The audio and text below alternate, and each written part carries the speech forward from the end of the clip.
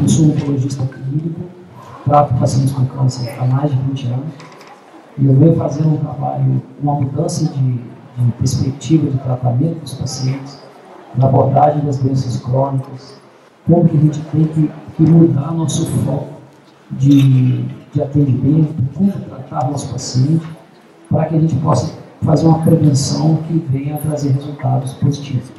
É lógico, né? Se cuidar é um ato de amor próprio, fazendo um combate real às verdadeiras causas das doenças crônicas que assolam não só o Brasil, como o planeta como um todo, né? Países como Estados Unidos, Inglaterra, países da Europa, aqui da América do Sul, da América do Norte, todo o globo está sendo afetado por doenças crônicas, entre elas câncer, diabetes, hipertensão, entre outros. Então, só para começar a falar sobre estilo de vida, a gente fala um pouco, primeiramente, sobre os problemas, o que vem acontecendo no Brasil e no mundo de forma geral. Então, nós temos praticamente 20 milhões de casos de câncer no mundo, metade deles na Ásia, por causa da população, mas muitos também na América do Norte, na América do Sul e na Europa. Quando a gente vai para os tipos de tumor mais frequentes, a gente tem uma tendência muito parecida com a Europa, Estados Unidos e América do Sul, que são câncer de mama, pulmão, cólon, próstata, estômago e fígado. Por que eu trouxe esse dado? É muito importante a gente notar que os tumores que mais aumentaram, entre eles a mama, 50% de todas as quimioterapias numa clínica de quimioterapia são em mulheres com câncer de mama. E câncer de mama, de fígado, de colo retal, vem aumentando muito justamente por alterações de estilo de vida. 80% de todos os tumores, de 60% a 80% de todos os tumores, poderiam ser evitados com mudança de estilo de vida. E o que aconteceu nesse período? Então a gente olha também uma questão da mortalidade, é muito comum. Os tumores de pulmão ainda representam a principal causa de morte por câncer.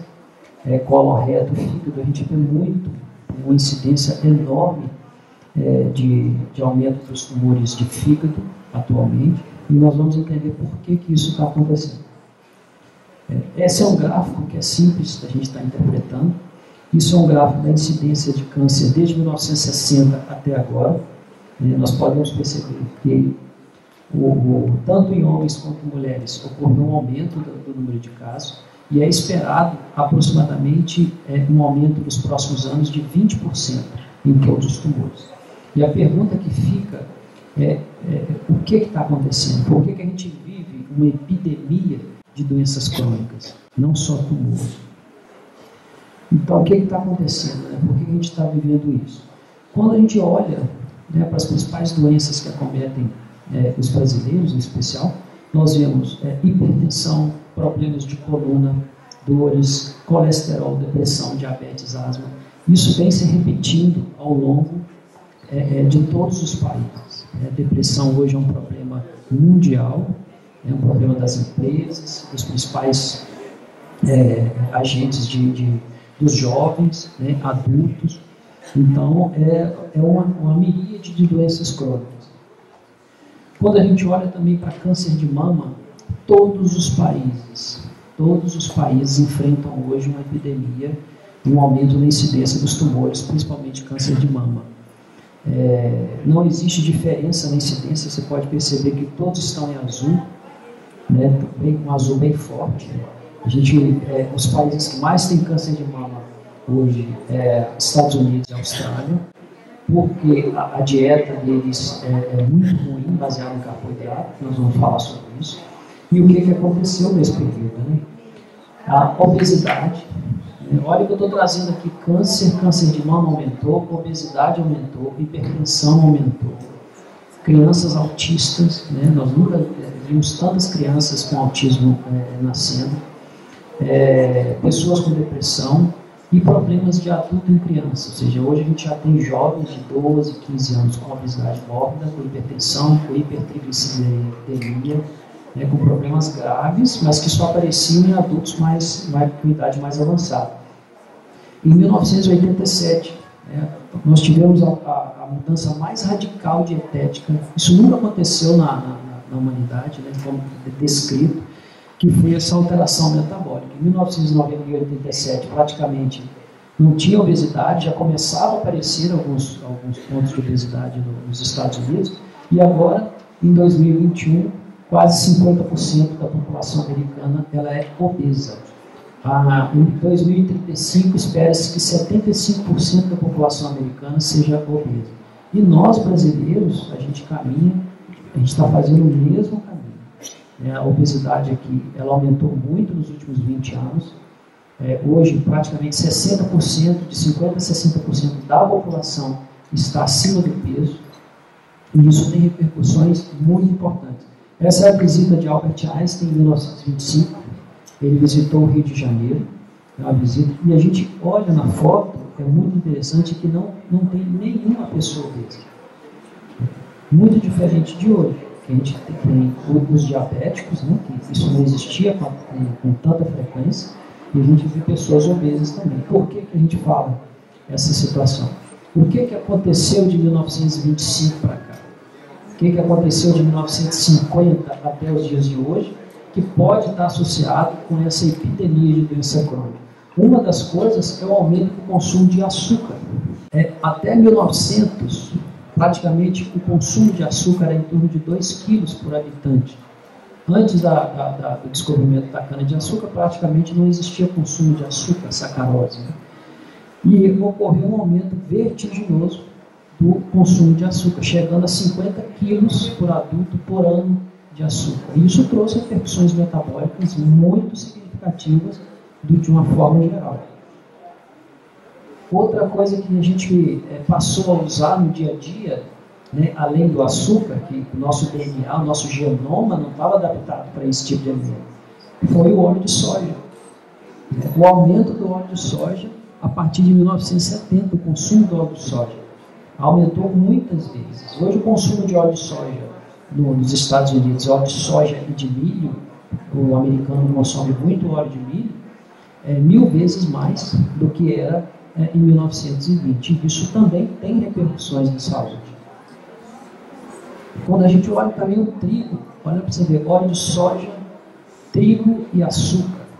Lembrar que o pão que a gente come todo dia, né, é feito de trigo, do trigo do tipo moderno, trigo anão, que é um trigo modificado geneticamente. O trigo ancestral que os nossos avós, meus bisavós ingeriam, era um trigo ancestral que tinha 14 cromossomos. O trigo moderno tem 42. Então são proteínas novas, um trigo que tem uma alta capacidade de fornecimento de glicose, para que trigo e pão é pior do que açúcar, porque açúcar ela é uma sacarose, né, tem frutose e glicose, e o trigo não, é um polímero de glicose. Então, o pão, além de fornecer proteína, que é o glúten, que é uma proteína inflamatória, modificada, ele fornece uma quantidade enorme de glicose. E aí, além disso, tem o refrigerante, né, as bebidas açucaradas, pão, doces, bolos, né, e a gente mudou ao longo do tempo o nosso padrão alimentar. Então, quando os nossos ancestrais, que eu falo, 4 gerações, 5 gerações atrás, né, eles comiam frutas no verão e na primavera. Hoje, fruta é fornecida durante o ano inteiro. O trigo, o pão era um produto que existia, mas não se comia tantos produtos à base de trigo. Hoje, se a gente vai no aeroporto, só tem salgadinho, não tem nenhum tipo de comida. Então, a cada alimentação baseada em carboidratos refinados, tudo, nós vamos promovendo alterações metabólicas importantes no nosso organismo. A epidemia de Covid foi um exemplo bem característico, né? Trouxe muita experiência, apesar de ter sido uma tragédia. Quando a gente olha para trás, conseguimos ver por que isso aconteceu, né, em termos de mortalidade. E um dos aspectos é que grande parte da população estava inflamada, com inflamação crônica metabólica, por uma alimentação inadequada, ausência de exercícios físicos, que são os pilares do que a gente vai falar hoje, do estilo de vida saudável. Então, essa epidemia de doenças crônicas, diabetes, ela pode ser evitada. Esse estudo é interessante que saiu em 2 meses, é um estudo muito importante, foram avaliados em 184 países, desde 1990, tentando achar os alimentos que estavam associados com essa epidemia de diabetes no planeta. Para se ter uma ideia, existem 14 milhões de casos novos, são previstos 14 milhões de casos novos de diabetes do tipo 2 todos os anos. Há 10 anos atrás, nós tínhamos em torno de 150 milhões de diabéticos no mundo. Hoje tem 500 milhões de diabéticos no mundo e não para de subir. Né? E aonde tem diabetes, aonde tem obesidade, tem câncer. São doenças correlacionadas, são co-irmãs que trabalham junto no corpo em desequilíbrio. Esse outro estudo também, avaliando o aparecimento de câncer gastrointestinal, são tumores do colo, a gente vê muito hoje tumores de intestino, tá? É muito frequente, e numa população cada vez mais jovem. Então, quando a gente olha os estudos saindo, o que está acontecendo? Começa a se avaliar que a obesidade infantil, a obesidade na primeira infância e na primeira fase adulta, né, até os 25 anos, está associada com o aparecimento de tumores de cólon, aumenta o risco de tumores de cólon. Tudo isso tem a ver porque nós somos um corpo em equilíbrio. Nossas bactérias do intestino, que compõem o nosso microbioma, né, além de vírus, protozoários, fungos, principalmente as bactérias, elas são o nosso contato com o meio externo. Então, tudo que a gente come, se a gente come mal, se a gente dorme mal, se a gente não faz exercício, isso afeta a nossa flora. E essa flora ela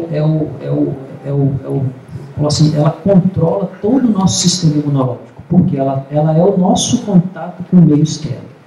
Então, substâncias tóxicas, comidas processadas, tudo isso vai interferir.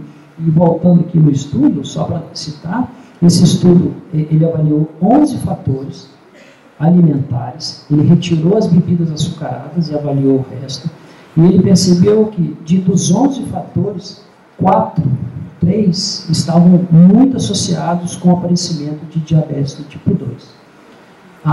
O consumo de carnes processadas, salsichas, presunto, embutidos, a não injeção de cereais, de alimentos integrais, a gente praticamente não come alimentos integrais, tudo nosso é refinado, é moído, é processado, e o hábito de comer arroz branco e trigo todos os dias.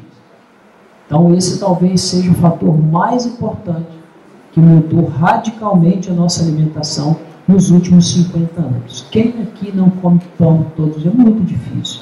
Né? Praticamente a maioria das pessoas não come uma vez só. A gente tem a tendência a se alimentar com arroz no almoço e no jantar.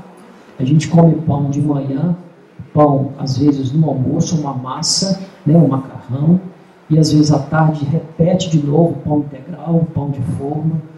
E isso vai se repetindo ao longo dos anos e vai gerando picos de insulina, que é um hormônio importantíssimo no nosso corpo, mas quando em excesso é uma verdadeira catástrofe metabólica. Então os estudos começam a aparecer e a falar que nós estamos diante de alimentos tóxicos. Então quando a gente abre a nossa prateleira lá, a despensa da casa, e a gente olha e faz esse exercício, né? Você chega em casa hoje e olha a despensa, se tem muito produto industrializado, cheio de pacote fechado, com prazo de validade de 6 meses a 1 ano, tem alguma coisa errada. Se um produto não estraga, o que ele vai fazer dentro de você? Por que não comer uma mandioca pela manhã, cozida? Eu não preciso comer a tapioca, eu posso comer mandioca. Para que eu preciso comer pão todos os dias? Eu posso reduzir a quantidade de pão. Eu preciso identificar quais são os alimentos que me fazem mal, porque isso tem repercussão. Então, uma das características e uma das causas desse aumento absurdo de câncer, eu vejo hoje no meu ambulatório mulheres de 32 anos, 31 anos, 28 anos, mulheres grávidas de 40, porque estão se alimentando mal com câncer de mama precoce. Então, existe uma epidemia hoje de câncer de mama inicial, né, que a gente chama em fase inicial da vida, que é abaixo de 50 anos. Muitas pessoas são acometidas de tumores graves. Isso tem repercussão também no sistema de saúde. Então, são pessoas que estão trabalhando em plena atividade produtiva e são acometidas de doenças que, teoricamente, só poderiam acometer em pessoas de 65, 70, 75 anos. E tem um outro estudo que é interessante também, eu não coloquei aqui, que pessoas que não tinham hábitos saudáveis, acima de 70 anos, que não tinham hábitos saudáveis, eles estimularam-se, fizeram 2 grupos, aquelas continuaram a seguir a vida como tem que seguir, né, da forma sem mudança, e o outro grupo sofreu uma intervenção de exercício físico, mudança de dieta. Esse grupo, mesmo pessoas com 70 anos, apresentaram redução da incidência de tumores.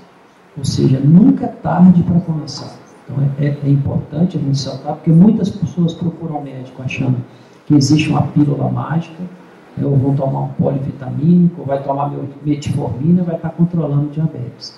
Isso é importante a gente ressaltar, que o estilo de vida e a nossa mudança de comportamento em relação a alimento, exercício, sono, estresse, relacionamentos familiares, que são os 5 pilares, né, do estilo de vida saudável.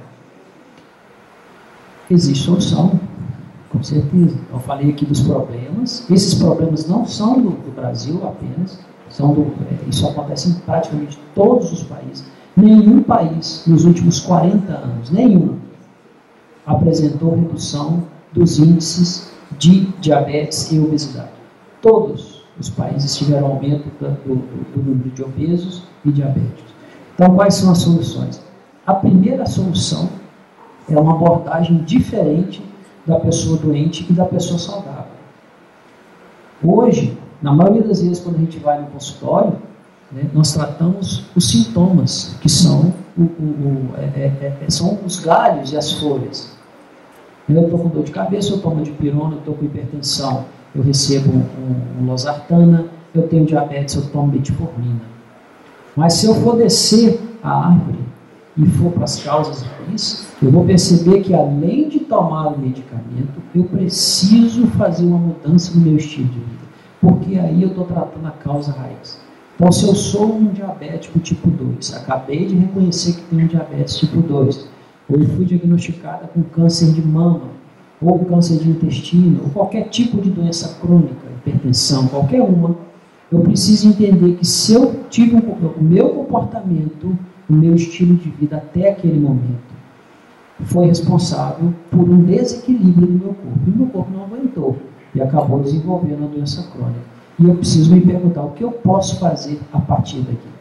Vou continuar repetindo os mesmos hábitos e esperar que um remédio vai ter uma solução mágica, ou eu vou mudar? Eu vou procurar mudar, fazer uma mudança do meu perfil, do meu estilo de vida, porque isso vem de dentro. Não adianta a gente... Não existe responsável por nossos atos. Nós somos responsáveis pelo aquilo que a gente faz. E essa forma de abordagem, ela vai na causa raiz. A gente deixa de tratar sintoma. Tenho pacientes que chegam no meu consultório com câncer de mama, obesos, entram no programa de qualidade de vida, de redução de exposição a alimentos tóxicos, triglicerídeo de 300 vai para 90, colesterol de 280 vai para 150, isso sem medicamento, que é isso que é importante. A gente está vendo muito hoje também, para citar, né? Essa é a gordura no fígado, a esteatose hepática. Isso é um problema alimentar também. E a principal causa de cirrose hoje não é mais a bebida alcoólica, é a esteatohepatite não alcoólica relacionada a alimento. E quais são esses alimentos que eu acabei de falar? Carboidratos simples, excesso de carboidrato, nós deixamos de comer carne, né? Nós reduzimos o consumo de carne, por incrível que pareça. A maioria das pessoas fez uma desproporção hoje entre os macroelementos, né, que é proteína, lipídio e carboidrato. Hoje se consome muito carboidrato em relação à proteína proporcional, e o nosso corpo é uma máquina de energia, então a gente faz um excesso, coloca nossas mitocôndrias para trabalhar em excesso, ela não aguenta, ela entra em fadiga, então a gente já acorda cansado, está sempre cansado, vai trabalhar fadigado, dorme, não descansa. Então, algo está errado, é exatamente isso, né? A gente precisa reequilibrar nosso corpo, reprogramar o corpo para o equilíbrio. Então, uma das formas é isso, é mudar essa perspectiva de atendimento. E os 5 pilares de estilo de vida estão aqui, ó. É dieta, exercício físico, sono. Quem não dorme bem não descansa. Se eu não durmo, eu não regenero minhas células, eu não regenero minhas mitocôndrias, o meu neurônio no outro dia não funciona bem. 3 noites de sono mal dormidas já são suficientes para ter um impacto absurdo no meu sistema imunológico. Então, o sistema, a gente cita aqui quem trabalha à noite, plantonistas de hospital, vigias. Então, são pessoas que têm o ciclo circadiano alterado e que têm uma incidência maior de doenças crônicas. Quem trabalha à noite tem mais câncer, mais hipertensão, mais obesidade. E qual que é a dieta do plantonista do hospital? Ele vai trabalhar, todo mundo pede o quê? Uma pizza com Coca-Cola. Então, você não dorme, come o pior tipo de comida, trabalha num estresse absurdo e ainda assim finaliza com a Coca-Cola para dar um pico de insulina. Olha, tudo bem, isso aí um dia ou outro vai, mas toda semana, todos os dias, 365 dias, eu vou ter um exército de profissionais de saúde doentes depois de 15, 20 anos. São pessoas fadigadas, entrando em burnout, a gente vê, escutando toda hora, está em burnout.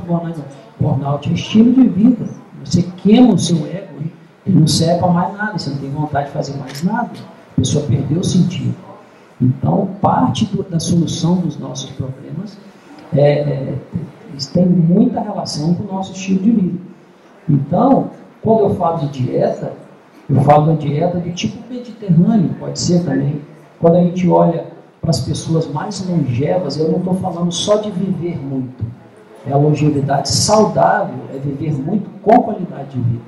Muitos idosos hoje têm a sua expectativa de vida alongada, tem muito medicamento, a gente consegue tratar uma série de doenças, mas os 10, 15 anos de vida dele, finais, são visitas intermináveis ao hospital, intermináveis ao ambulatório de médico. Olha o custo que isso vai gerar. Ele poderia estar no seu salão de dança, fazendo viagens de cruzeiro, mas não, está tratando doença crônica por causa do estilo de vida. Então, a gente precisa ter em mente que nunca é tarde. Se eu descobrir um diabetes, se eu tenho problemas de saúde, se eu estou hipertenso, tem como resolver isso, tem como amenizar e até reverter o quadro. Basta, não é fácil. Eu tenho uma vida inteira comendo pão, tendo uma vida, chega aqui alguém e fala, poxa, você tem que parar de comer pão? Então, não é assim, né? Mas é desse jeito. Então, o impacto da saúde é tão intenso quando eu mudo meu estilo de vida que depois eu não consigo mais voltar aos velhos hábitos. Não é fazer dieta. Muita gente procura um médico, eu quero emagrecer. Não funciona. Vai ficar no efeito sanfona, engorda, emagrece, engorda, toma medicamentos, às vezes tóxicos, derivado de anfetamina, aquela injeção subcutânea agora, o Ozempic, então que tem efeitos colaterais, e muitas vezes a pessoa ganha peso novamente porque não teve a mudança no estilo de vida. Então a dieta é um fator primordial nesse componente, é a base de tudo. O segundo, exercício físico. Essa é uma revisão recente sobre os benefícios do exercício físico. Benefícios em sistema nervoso central. O músculo é um órgão endócrino, ele produz substâncias quando a gente faz exercício físico intenso. O ideal é entre 75 e 150 minutos por semana. Melhor ainda se for entre 150 e 300 minutos por semana. E o mais importante das pessoas acima de 50 anos é a musculação. Então eu posso fazer o exercício aeróbico, sim, mas a musculação ela vai trazer os benefícios muito maiores, porque um dos problemas hoje do idoso é a sarcopenia, a perda de peso e a perda de função muscular. Então é aquele idoso que cai sempre, está caindo no banheiro, tem fragilidade, ele desenvolve síndrome de fragilidade. Então é importante a gente ter em mente que dentro desses pilares, hoje eu recomendo musculação e exercício aeróbico para os meus pacientes com câncer que estão fazendo quimioterapia. Então eu já falo, o exercício é tão importante quanto você receber o remédio mais caro que tem no planeta para tratar seu tumor. Então você precisa fazer essa mudança. E os pacientes que fazem realmente têm uma evolução muito melhor. Diminui efeitos colaterais, diminui a fadiga. Muitas mulheres com câncer de mama, depois da quimioterapia, desenvolvem fadiga crônica. e é difícil reverter isso, elas ficam sem capacidade de trabalho, com dificuldade enorme de voltar ao ambiente de trabalho. Então, isso tem que ser visto. Então, não adianta ir para um oncologista, para o cardiologista, só procurar um remédio à quimioterapia. Tratamento hoje de doença crônica e da população vai muito além da gente só cortar um sintoma ou tratar uma dor de cabeça. Sono, já falei, né, da importância, como isso tem uma repercussão no nosso organismo. É importante que eu durma mais de 4 horas e menos de 10. Dormir mais de 10 horas é tão ruim quanto dormir menos de 4 horas. E o sono tem uma variabilidade muito grande. Algumas pessoas precisam dormir de 7 a 8 horas. Outras precisam, com 5 horas já estão suficiente. Então, cada um tem sua avaliação. Mas uma forma de avaliar se eu estou dormindo bem é se eu acordo mais de 2 a 3 vezes por semana cansado pela manhã. Então, se eu estou acordando dos 7 dias da semana, 3 ou mais cansado, se eu já estou acordando cansado mais 3 dias, é um indicativo de que eu não estou dormindo bem. E não dormir bem tem ação no sistema imunológico, no meu intestino, na minha musculatura, no meu estresse, que vai gerar mais adrenalina, vai gerar mais cortisol, vai alterar meu sistema imunológico, vai me deixar nervoso o dia todo, o ambiente de trabalho fica ruim. Então, o estresse também, aqui entra o estresse e os relacionamentos familiares, que é o 4º e o 5º pilar. Né? O estresse hoje, muitas vezes a gente não tem como reduzir o estresse. Nós temos um ambiente de trabalho, mas nós temos como melhorar a nossa percepção do estresse. Muitas empresas estão adotando, por exemplo, técnicas de mindfulness, yoga dentro do ambiente de trabalho, técnicas de relaxamento, né? Técnicas de alongamento antes e depois do final do trabalho. O japonês faz muito isso. A gente vê os orientais fazendo essas técnicas antes de começar a trabalhar. Isso não é à toa. Né? Isso tem um objetivo. Não manejar o estresse, isso vai gerando uma alteração crônica, que contamina meu sono, eu passo a comer mais, a não ter uma dieta adequada. Então, tudo isso por isso que são 5 pilares. E os relacionamentos familiares, né? Se eu tenho um casamento que não está bem, se eu tenho um filho que está com problema de saúde, ou tem problema com álcool, ou fuma, ou está com câncer, isso tudo são estresses, são problemas familiares que nos afetam profundamente.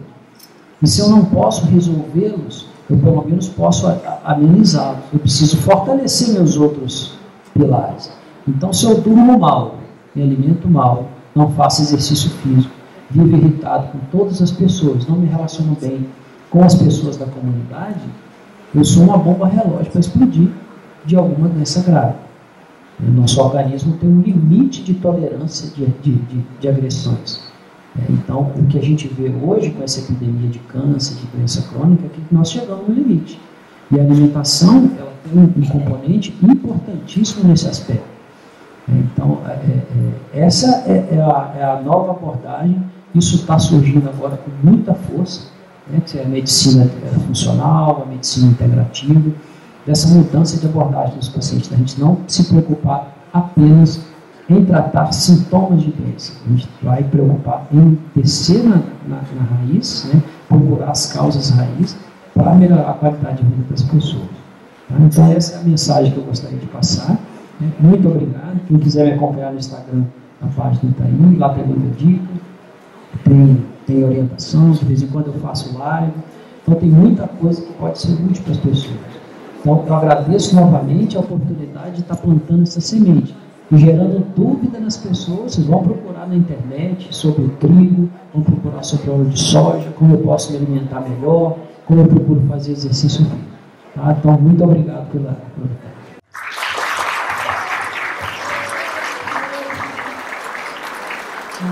Vamos às perguntas ao Dr. Alfredo.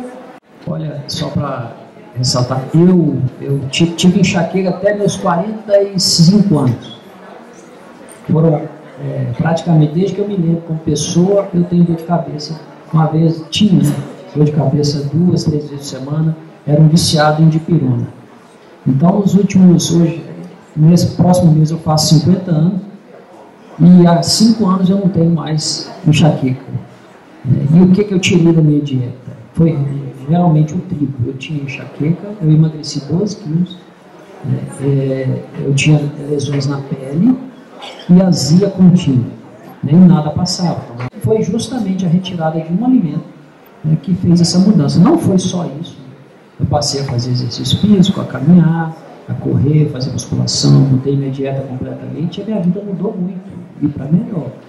Então é nunca tarde. Né? Eu falo que eu não sou hipócrita de falar assim, eu falo isso para os pacientes e chego em casa, eu como uma macarronada com carne moída. Né? Não, eu sigo uma vida bem saudável, gosto de vinho, né, como queijo, às vezes como pão, tá? Não é radicalismo, mas a gente precisa mudar e não pode ter esse hábito tão contínuo. Meu nome é Sônia, eu gostaria de saber. O açúcar é prejudicial à saúde, doutor? Eu mesmo estou fazendo pouquíssimo uso do açúcar porque estou pré-diabetes. Mas, e o adoçante é tão prejudicial quanto o açúcar? Tanto o adoçante quanto o açúcar não são alimentos que existiam até 1900. Ou seja, foram introduzidos de forma recente na nossa evolução, né, na história. E até então não se sabia que o açúcar fosse fazer tanto mal. Não só, e lembrar que alimentos que contêm açúcar que a gente acha que não tem. Né, que o trigo é um deles, né, que 80% do trigo é glicose, né, é um carboidrato simples. E o adoçante, agora a OMS lançou uma nota dizendo que não deva se usar adoçante, porque é tão ruim quanto o açúcar, se não for mais do que o açúcar. Eu uso açúcar mascavo, que não é muito... Mesma coisa.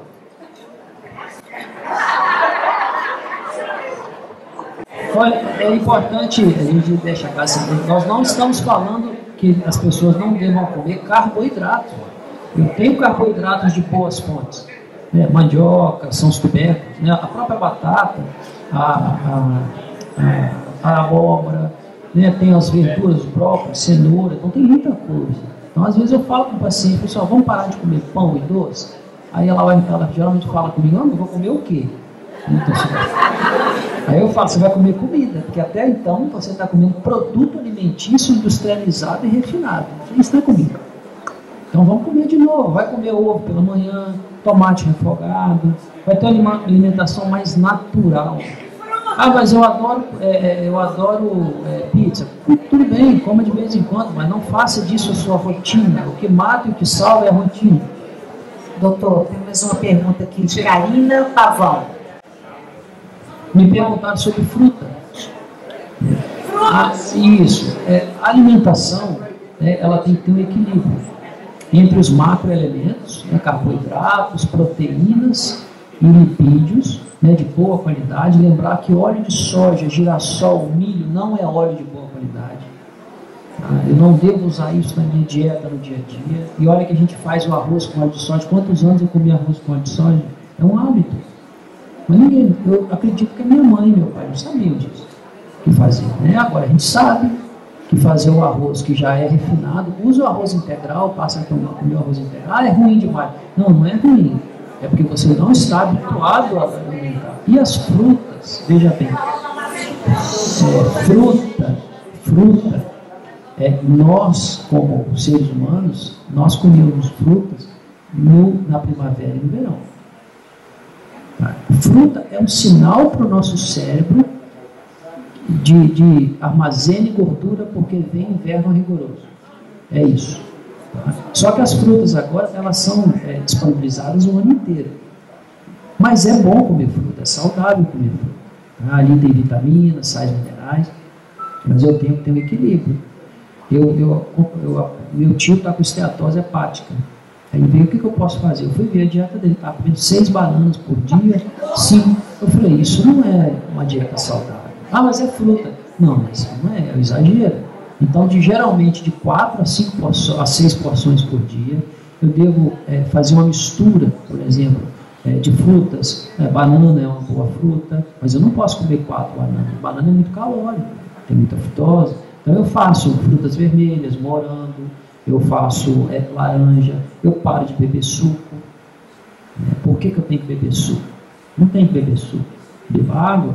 Ah, mas eu gosto de suco. Suco, eu pego tudo que é bom na fruta e jogo fora, porque eu vou coar, as fibras, tudo. as fibras que vão alimentar as bactérias no intestino, e eu fico só com a frutose, que é o carboidrato das frutas, né? Tem glicose também. Então eu vou tomar suco de laranja, então é uma caloria gigantesca, né? Então é assim, passa, então coma a fruta, se gosta de fruta, vai chupar mexerica, vai chupar laranja, mas evite o suco de caixinha. Então, estudo agora recente com metais pesados no suco de caixinha, mercúrio, chumbo. Então tem que tomar cuidado com o que a gente come. Não é de se surpreender que tenha tantas pessoas com obesidade, com hipertensão, doenças articulares, dores ósseas, dores articulares. Como é comum no idoso chegar no ambulatório e falar assim: meu corpo dói inteiro, eu tenho dor no corpo todo, e muitas vezes tem relação com o alimento. Por favor. Karina, boa tarde. Eram duas, agora são três perguntas. Eu tenho 3 filhas e uma neta que são chocolatras. E o pai é diabético. Apesar de eu ser gordinha, gente, eu não sou, viu? Meu açúcar tá ok.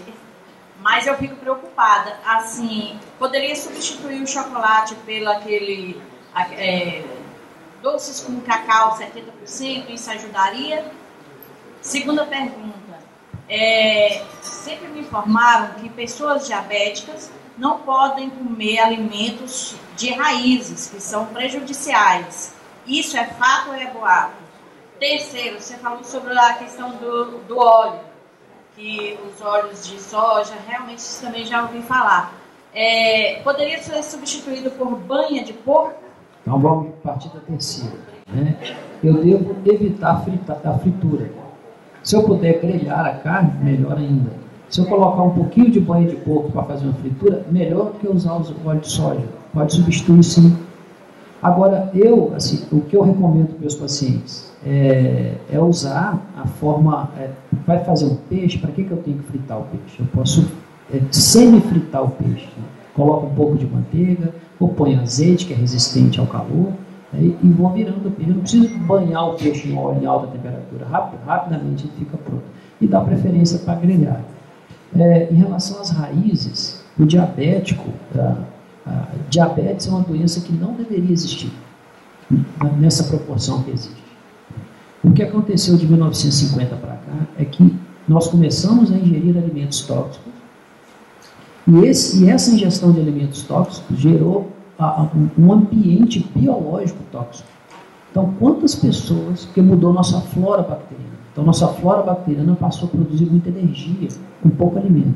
Então, quantas pessoas você conhece que assim, eu faço exercício, reduzi minha alimentação, mas eu não perco peso? Então, existe esse padrão hoje. Os animais, os cachorros, os gatos estão ficando obesos também.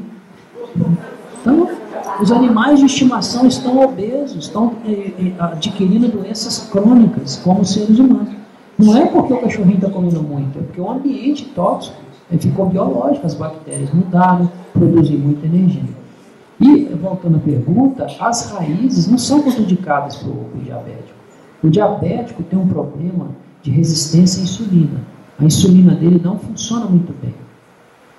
E o metformina, comer chocolate para o diabético, né? O chocolate tem açúcar. O chocolate a 70% é um excelente alimento, mas é um fragmento que você tem que comer. Então, o diabético ele tem avidez pelo doce, porque o cérebro dele está entendendo que a glicose não está entrando normalmente dentro da célula.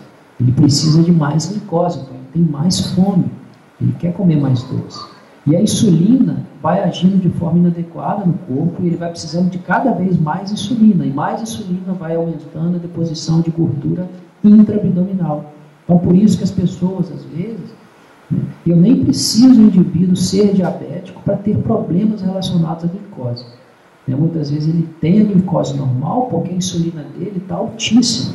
E aí todos os problemas de saúde relacionados ao diabetes ele pode desenvolver, inclusive câncer, doenças de retina, demência. Quem tem diabetes tem um problema de Alzheimer, é muito mais frequente no Alzheimer. Pacientes com diabetes depois dos 60 anos que precisam usar insulina desenvolvem mais esclerose múltipla. Não é porque isso é da doença, é porque é do fator metabólico. É possível curar o diabetes tipo 2? É possível. lógico, vai envolver um esforço gigantesco, é uma mudança de hábito radical. Eu vou deixar de comer alimentos, eu tenho que entender se eu quero uma velhice saudável, eu quero reverter os fatores negativos da minha velhice, eu preciso mudar meu estilo de vida. Quantas pessoas estão tomando 5, 6, 7 comprimidos de remédios diferentes, fazendo polifarmácia? É um para pressão, um para acordar, um para dormir, um para ficar. Não dá. Essa mistura de medicamentos tem efeitos colaterais, altera o metabolismo do fígado. Ninguém é saudável assim. Se você tomar mais de 4... Todo dentro da minha vaga é sempre um remédio. É isso. Mas é um problema. Você falou isso é um problema. Ó, eu tive um vídeo, o cara receitou, eu já estava tomando 2 remédios, receitou mais 7. Eu falei exatamente isso. Então, a mudança que nós precisamos ter é uma mudança de percepção também. Tomar mais de 4 medicamentos diferentes é polifarmácia, é um diagnóstico, é uma doença. É considerado doença eu tomar mais de 4 remédios diferentes por dia. Então a pessoa vai, os médicos não se entendem, não se comunicam, não existe uma interseção. Então aquele já está tomando um remédio para dor, acrescenta para colesterol, acrescenta para triglicerídeo e ainda vai e acontece o que aconteceu. Realmente isso é muito comum e infelizmente é comum essa polifarmácia. Maria de Fátima. Doutor, eu queria voltar um pouquinho nas frutas. A fruta, eu devo comê-la antes do almoço ou depois? Porque eu já ouvi comentários que é melhor meia hora antes das refeições. Faz sentido? É a hora que a pessoa gosta mais de comer. Não tem muita restrição assim de... eu gosto de comer a fruta antes do almoço. Ok, comer. Eu gosto de comer depois do almoço. Pode comer, não tem... A questão é o equilíbrio, se eu como muito ou pouco. Aí é o tipo de fruta, a quantidade, mas não há nenhuma recomendação se ser antes ou depois. Vai a critério de cada um. Obrigada. E muito importante, gente, assim, só para finalizar, antes da próxima pergunta, que isso impacta muito os custos. Você imagina esse exército de pessoas doentes procurando pronto-socorro, né, usando o sistema de saúde. Quanto vai custar um plano de saúde daqui a 10 anos? Nós vamos conseguir pagar plano de saúde? Não vai. O plano vai ficar para pessoas muito ricas. Vai ser inacessível para a maioria da população, porque as operadoras não vão conseguir, não existe condição da gente seguir nesse patamar de doença e adoecimento. É muito difícil custear. Elísia. O leite de caixinha. Desculpa. E mais uma outra coisa. Suplemento, aqueles cápsulas, que eu estou falando aqui. É bom? Olha, leite de caixinha é um leite, antigamente tem ainda, né? O leite de sacolinha, que é o leite pasteurizado, fazendo pasteurização normal.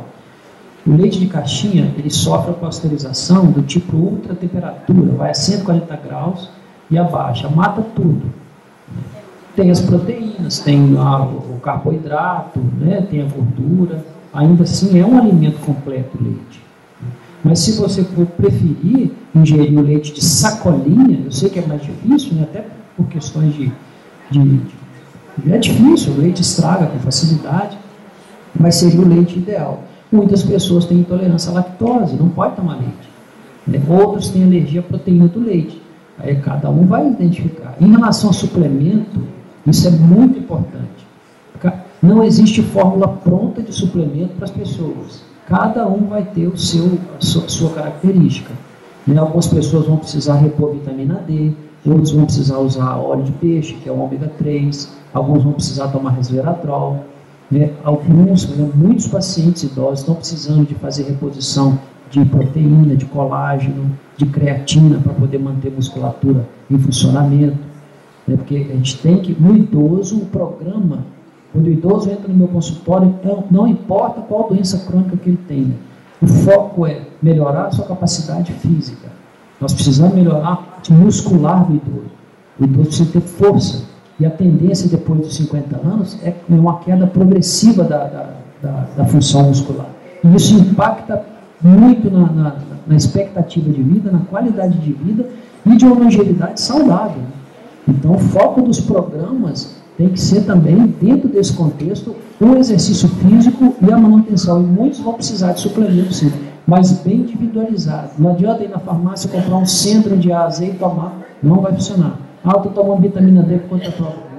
Não é assim.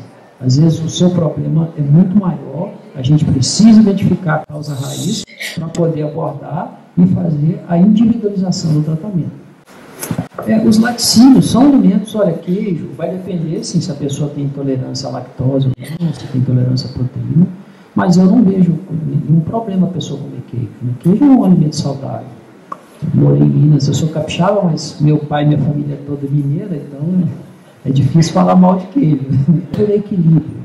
Tá? O parmesão é um queijo fantástico, caro, mas o queijo Minas, nós temos queijos aqui fantásticos, então não é um alimento ruim, não. Luzia Azevedo pergunta, o que é melhor para hidratar, água ou leite? Leite não serve para hidratação, leite é um alimento líquido. Tá? Então, se você toma leite, né, eu tomo leite com café, eu não tomo copo de leite. Não tomo. Então, para hidratação, água é a melhor coisa. Não vai tomar Gatorade. Minha avó, né, minha tia-avó, esse dia que ela pegou dengue e ela leu na internet que tinha que tomar Gatorade. Foi parar no hospital com edema agudo de pulmão. Deu uma crise hipertensiva nela. Por quê? Ela usou excesso de soluto, né? Gatorade tem sódio, tem potássio, tem um monte de coisa. Então a melhor forma de hidratar é água de coco, né? Em torno de 2 litros por dia. Não passar longos períodos sem tomar água. A hidratação é super importante. Nosso corpo tem 70% de água, 80% até mais, né, de água. O nosso cérebro, né, precisa de água, de metabolismo. Então, usar água é muito importante, sim, né, se manter hidratado, mas com água. Leite não é para hidratar. Isabel. São 2 perguntas. Está circulando no mercado, eu até perguntei para o endocrinologista sobre uma injeção que está sendo usada para emagrecer. Essa injeção ela é viável mesmo? Ela não tem contraindicação? A injeção... E a outra pergunta é sobre o leite. Para quem faz dieta, como eu, que tenho que viver de dieta, graças a Deus, o leite ele é recomendável ou ele faz mal para a dieta? A injeção é o Ozempic. São análogos do GLP-1, que é um hormônio secretado para o nosso intestino, que quando a gente se alimenta, o nosso intestino secreta esse hormônio e é uma mensagem para o cérebro dizendo, eu já comi o suficiente, não preciso comer mais. Tá? Ele não é que ele tira a fome, ele manda uma mensagem depois que você come, dizendo que já comeu o suficiente. Então, quando você toma uma injeção, qualquer quantidade que você come, você vai se sentir saciado. Então, por isso que você emagrece. É uma ferramenta muito boa para o início do tratamento. Muitas pessoas têm compulsão alimentar, têm muita dificuldade de iniciar aquela dieta. Não é dieta, eu não gosto desse nome. Tem dificuldade de iniciar uma mudança de estilo de vida. Não procure fazer dieta. Se você se fixar só na dieta, vai acontecer o efeito sanfona. Você vai terminar a dieta, vai desequilibrar tudo novamente. Mude o seu estilo de vida. Para emagrecer, infelizmente, o pão é um alimento maravilhoso, é gostoso demais, hambúrguer, pãozinho de sal, mas não é possível um emagrecimento saudável mantendo a ingestão de produtos derivados do trigo todos os dias. Eles precisam ser reduzidos em 80%. Precisa de um acompanhamento com o nutricionista, isso é muito sério. E precisa mudar o estilo de vida, precisa fazer exercício físico, colocar seu músculo para consumir glicose. É isso que faz emagrecer, mas não é só emagrecer, é uma consequência de uma mudança interna de estilo de vida, de concepção de vida, de falar, eu quero viver melhor, eu quero ter uma velhice saudável, não quero ver médico na minha frente, não quero ir para o hospital. O hospital é o pior lugar do mundo, não é para ninguém ir para o hospital. Quem já ficou internado sabe disso. Então, nós precisamos melhorar. O Covid mostrou isso para a gente. Quem eram os pacientes mais suscetíveis a infecções graves por Covid? Diabético e obeso. Sobrepeso, não precisa ser obeso. Pessoa acima de 25 ali, de índice de massa, 26, 27, já estava num risco alto de desenvolver Covid grave. Então, isso fica uma lição. O que nós precisamos fazer? E aí eu mostrei hoje a quantidade de diabetes, de hipertensão, de asma, criança autista. Tem uma previsão de que uma em cada 3 crianças nos Estados Unidos vai ser autista. Vai ser a primeira geração que vai ter um QI menor do que a geração anterior. Então, nossos filhos têm um QI menor, vai ter, no geral, do que nós tivemos. Isso nunca tinha acontecido. Então, provavelmente tem relação, sim, com a alimentação e com o estilo de vida. Mais 2 perguntas. Carlos Alberto, de Araguari.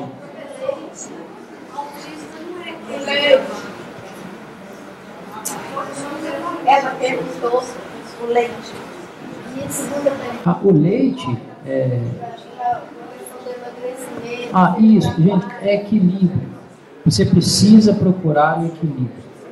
Não, os alimentos, a gente tem as pirâmides alimentares, que a maioria dos nutricionistas são treinados, fizeram a faculdade, que foram criadas em 1980. De lá para cá, a obesidade e diabetes só aumentou, não resolveu o problema. Então, nós precisamos mudar nossa concepção em relação à nossa alimentação, procurar alimentos mais naturais, mais voltados para carboidratos de boas fontes, carboidratos com parede celular, para que as nossas bactérias do intestino possam utilizar esses alimentos também e poder desenvolver uma saúde intestinal para que o nosso sistema imunológico possa funcionar de forma adequada.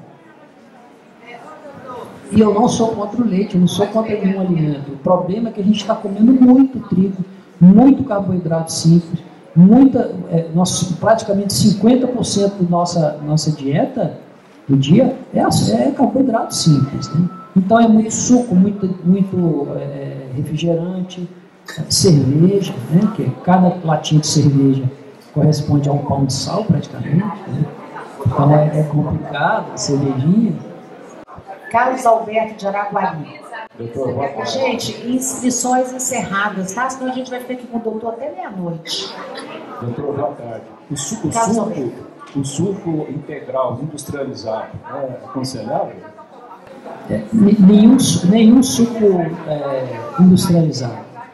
Se você quiser tomar um suco, né, é melhor você comprar a fruta e preparar o seu suco. Suco industrializado, o próprio nome está dizendo, suco industrializado tem uma série de conservantes que vão alterar. Tem um estudo agora falando sobre os metais pesados, né, no suco. E o que eu estou falando aqui, gente, às vezes é muito impactante. Muitos profissionais médicos, né, quando eu converso com eles a respeito disso, não acreditam. Então existe uma resistência muito grande a interpretar essas novas diretrizes. Mas isso está vindo. Né? Estados Unidos, a Europa, está estimulando uma dieta mais natural. Né? Nós precisamos comer carne natural. Né? O americano come muita carne processada, mas felizmente a gente come aqui a carne in natura, né? Carne de boi, carne de frango, de peixe, de porco. Reduzir o consumo de óleos, esses óleos vegetais, com exceção do azeite, que é estimulado a ingestão do azeite, né? E tomar cuidado com esses alimentos, né, que parecem inocentes, mas não são. Em relação ao adoçante, o açúcar, ou mascavo, alguma alternativa? O café, eu pego o exemplo do café. Por que a gente põe açúcar no café? Então, quando você bebe café, você está bebendo café. Se eu estou bebendo café e procurando o doce do café, na realidade eu estou atrás do açúcar do café. Esse é o hábito, essa interpretação que eu tenho que fazer.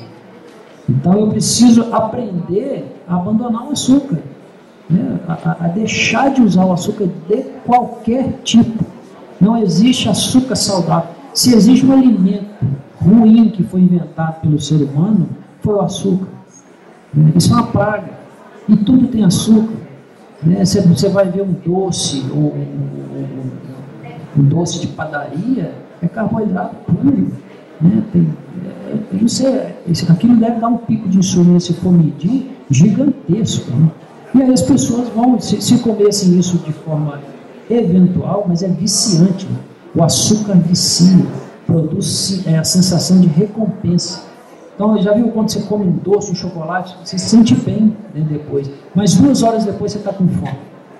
Aí você comeu 1.500 calorias num doce que é quase metade, mais da metade do que você precisa por dia para metabolismo, comeu 1.500 calorias, 2 horas depois você está morrendo de fome. E aí você vai comer mais. Por quê? O que sacia é gordura e proteína. Então eu tenho uma alavancagem, né? Se eu tenho alimentos com baixo nível de proteína, o meu organismo, o meu cérebro, meu organismo vai mandar mensagem: coma mais, você não comeu a proteína ainda o suficiente, então você fica com fome o tempo todo. Então essa é uma das teorias da epidemia da obesidade. Não é só o aumento da ingestão de calorias, é o tipo de produto ruim, com alimentação tóxica, né? E que mudou nossa flora, tem as questões metabólicas da flora também. Simone Macedo, de Montes Claros. Só uma curiosidade, porque você mencionou aí por 2 vezes o autismo, o aumento do autismo. Eu queria que você explicasse melhor, está relacionado a quê? À obesidade, aos hábitos alimentares, a estudos científicos em relação a isso? O autismo assim, melhorou o diagnóstico, né, das crianças autistas, mas com certeza está ocorrendo um aumento da incidência de autismo, né? A incidência aumentou, a previsão em 20 anos é que aumente ainda mais, era 1 para 10 mil, depois foi 1 para 1.000 nascimentos, agora está 1 para cada 3 crianças nos Estados Unidos, daqui a 10, 15 anos, a previsão é de que seja autista, né? Eu conheço famílias que todos os filhos são autistas. Então, assim, 2, 3 crianças, todas autistas, né, em graus diferentes, mas todas autistas. E o autismo, assim como a obesidade, essa epidemia de câncer, essa epidemia de doença autoimune, né, a gente vê aumento muito grande de doença autoimune, de demência, né, tem relação com os nossos hábitos. Então, o pré-natal de uma mulher, né, quando a mulher vai fazer o pré-natal, deveria ser, assim, a condição mais importante para as futuras gerações. E como que é o pré-natal hoje? Na maioria das vezes, né, é dosar a glicose, fazer sorologia, né, não existe uma orientação alimentar, né, de reposição, só dá o lau materno, que é um polivitamínico, pelo menos no caso da minha esposa foi assim, né, eu não sabia, né, se hoje fosse, ela engordou 20 quilos, né, na gestação, né, comia muita porcaria, tinha uma alimentação não adequada, bebia refrigerante, olha. Então isso produz alterações metabólicas no organismo da mãe que vão interferir no nascimento dos filhos. E, mais importante, essas alterações elas são permanentes, elas não passam somente pelo gene, ela passa de forma epigenética. Esse termo, porque parte do nosso DNA tem o RNA. E alguns fragmentos desse RNA são passados de pai, de mãe para filho. E eles são estáveis. É como se a gente estivesse fazendo uma programação de computador. A gente não faz um programa de computador. É como se a gente estivesse programando as novas gerações para que elas sejam obesas, hipertensas, tenham câncer. Não me assusta que daqui a 10, 15 anos eu comece a ver adolescente com câncer de mama. Porque quando eu terminei minha residência de oncologia em 2001, uma mulher com câncer de mama com 38 anos era uma raridade. Não existia. Com 35, 32. Hoje eu tenho pacientes grávidas fazendo quimioterapia, em plena, né, menina de 28, eu falo menina, porque não é possível, com câncer de mama. E não é uma só, são várias. A média de idade do meu ambulatório hoje é 45 anos. 45 anos. Há 20 anos atrás era 65. Diminuiu. Está tendo... Não, isso já está acontecendo. Aparecimento de câncer em idade que não era para aparecer. Então o algo está muito errado. E isso tem muito a ver com a nossa alimentação. Tem muito a ver com o nosso microbioma, as bactérias que estão no nosso intestino. A gente está conhecendo isso agora, ficou muito tempo sem saber. A gente precisa conhecer o câncer adora açúcar. O metabolismo dele é todo voltado para consumir açúcar. Ele deixa de consumir outros microelementos e passa a consumir muito açúcar. Então daí vocês já devem ter visto algumas dietas cetogênicas, dieta low carb, né, o jejum intermitente. São estratégias adotadas. Isso não pode ser feito de forma individual, aleatória, sem acompanhamento. tá? Mas algo precisa ser feito. E a gente está aqui plantando essa semente justamente para isso, para que algo precisa ser feito. Né? Começa aqui, depois vai em outro local, a gente fala mais um local e vai plantando a semente. Vocês vão disseminando essas ideias, vão procurando na internet. Será que aquele que o Ricardo falou é verdade? Vou procurar aqui, o que tem aqui na literatura, o que tem na internet. E aí você vai perceber que ao estudar e a começar a pesquisar sobre isso, a gente está prestes a ter um momento de ruptura na nossa saúde. A gente está vendo aí os planos de saúde com crise, né? País em crise, o SUS em crise, muita gente doente. Então a gente precisa rever nossa estratégia, não só de saúde de família. Né? O foco da saúde de família é mudança de estilo de vida, não só prescrever, ficar dando remédio para pressão, para diabetes. Né? A gente está tratando da árvore que eu mostrei, está tratando sintoma, folha. É isso. Rosana Marques, de Garapé. Uma das minhas perguntas já foi respondida. Na verdade, eu tinha duas perguntas. Uma era sobre o autismo, que já foi respondida. E a outra pergunta é sobre a água, que dizem que a água mais alcalina é melhor para o autismo do que a água. O nosso organismo tem uma capacidade gigantesca de controlar o pH. Então, existe sim essa ideia da água alcalina, de você alcalinizar a água. Mas, assim, se você se hidratar bem com a água normal, sem procurar fazer o básico, lógico, se eu puder melhorar a minha condição, mas se eu fizer o básico, que é tomar água normal do bebedouro, água. 2 litros de água por dia, que eu já estou fazendo muita coisa. Meu filho tem 21 anos, ele é autista. E ele foi diagnosticado com 8 anos de idade. Desde então, eu estudo sobre o autismo. E o que se tem até hoje, pelos meus estudos, a causa é hereditariedade, genética. E o que o senhor trouxe para... Olha, assim, lógico que tem um fator familiar. E as causas, né? E o senhor, quando o senhor colocou a questão inicialmente, o senhor falou sobre QI baixo, associado ao autismo. Não associado ao autismo de uma forma geral, tá? Meu filho tem inteligência acima da média. Ele é um autista grau 1. Com habilidades especiais, né?